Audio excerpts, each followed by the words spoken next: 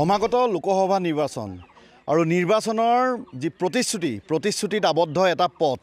মই বৰ্তমান উপস্থিত আছোঁ হিলিকা চাহ বাগিচাত আৰু হিলিকা চাহ বাগিচাত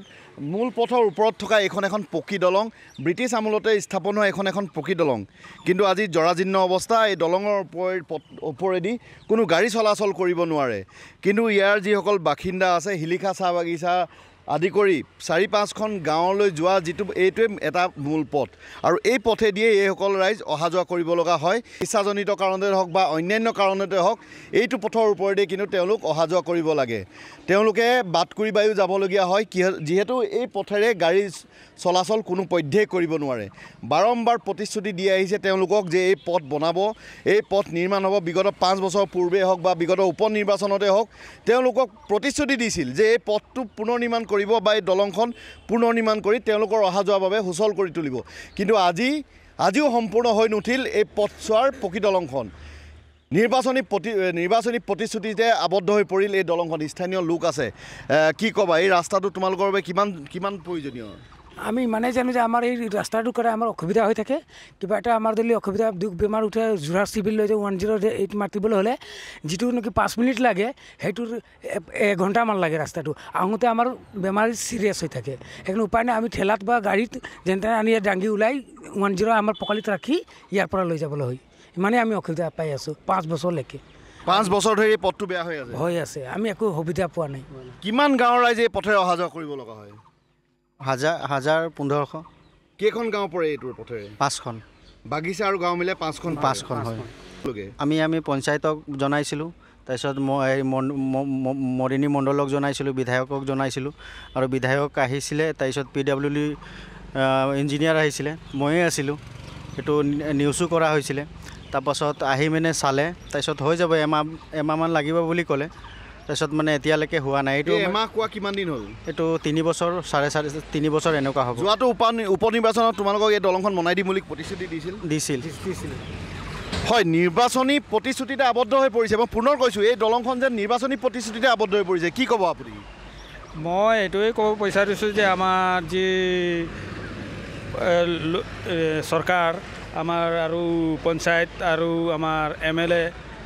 এইকেইটাকে ক'বলৈ বিচাৰিছোঁ যে আমি ইয়াত মানে 5-6 বছৰ ধৰি আমি জৰাজীৰ্ণ অৱস্থাত হৈ আছোঁ এই দলংটো যিটো আমাৰ ভাঙিছে মানে ইয়াতে আমাৰ লোকেল ল'ৰা আৰু এই বিয়া চিয়া সোমাব লাগে বিয়া গাড়ীও সোমাব নোৱাৰে কিবা বয়বস্তু যদি মৰিয়নিৰ পৰা আনিবলগীয়া হয় তেও আমি এইটো মানে 1 ঘণ্টা ৰাস্তাত যাব 108 সোমাব নোৱাৰে কিবা বেমাৰী মানে চবেই আৰু জৰাজীৰ্ণ অৱস্থাত হৈ আছে আৰু আমাৰ MLA ইয়াতে মানে আমাৰ মৰিয়নি বিধান সমষ্টিৰ MLA ইয়াতে পৰিছে আমাৰ নিজৰ গাঁৱৰ ল'ৰাৰ লগত ইয়াতে দলংটোত ল'ৰা পৰিছে ইয়াতে কৈ মানে মই নিজৰ এই চৰকাৰক দাবী কৰি হয় আমি শুনা পাইছোঁ এক ৰোমাঞ্চক অধ্যায় যে ইয়াত বিধায়কগৰাকী এবাৰ হেনো ইয়াত পৰিছিলে আপুনি আছিল লগত মই আৰু MLA ছাৰ আছিলোঁ আমি গৈছিলোঁ আমি বাইক লৈ আহিছিলোঁ MLA ছাৰ গাড়ী ইয়াতে আছিলে পকা ৰাস্তাত মই পুঙাবাৰী গৈছিলোঁ মিটিং মাৰিবলৈ মিটিঙৰ পৰা আহোঁতে MLA ছাৰ পিছলি পৰিলে তাক ধৰোঁতে আমিও পিছলি পৰিলোঁ MLA ছাৰে আঁঠুত দুখ পালে পেনতো ফাটি গ'ল মই মূৰত পালোঁ আৰু বুকুত পাইছিলোঁ সেইটো MLA ছাৰ যদি ইয়াত দুখো পাইছে পৰিছে কিন্তু MLA ছাৰ লাগি ইমান উন্নয়নমূলক কাম কৰি আছে কিন্তু ধপাতবাৰীত এনেকুৱা বহুত ভোটত জিকাইছিলোঁ এইবাৰো জিকাইছোঁ সেইটো যেতিয়া কংগ্ৰেছ আছিলে তেতিয়াও জিকাইছিলোঁ কিন্তু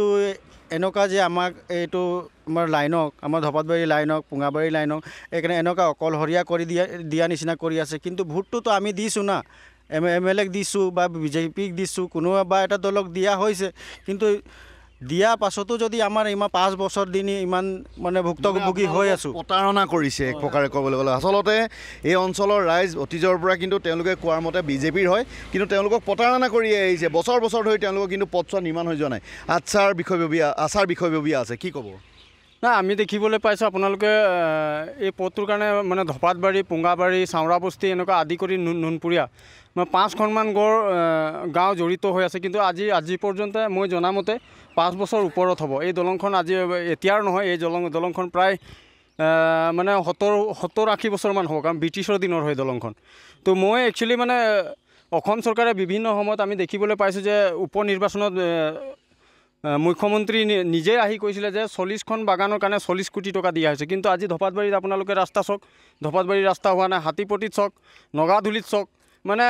আমাক নিৰ্বাচনৰ সময়ত অকল প্ৰতিশ্ৰুতিহে দিয়ে। আপুনি দেখিবলৈ পাইছে বিভিন্ন সময়ত আমাৰ এনেকুৱা বহুত সমস্যা আছে, জব কাৰ্ডৰ সমস্যা আছে। জব কাৰ্ডত আজি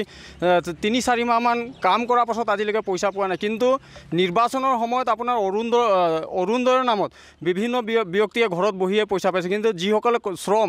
বছৰেকত 100 দিন শ্ৰম কৰি যদি সিহঁতে পইচাটো শ্ৰম কৰাৰ পাছত যদি পইচাটো পাবলৈ 3-4 মাহ 5 মাহ এনেকুৱা যদি লাগে, তো জব কাৰ্ডটো মানে আমাক যে ঠগিছে আমি গম পাইছোঁ। কাৰণ নিৰ্বাচনৰ প্ৰতিশ্ৰুতি পূৰ কৰিবলৈ গৈ যিসকলে শ্ৰম কৰিছে তেওঁবিলাকে আজি পৰ্যন্ত মানে জব কাৰ্ডৰ দৰমহা পোৱা নাই।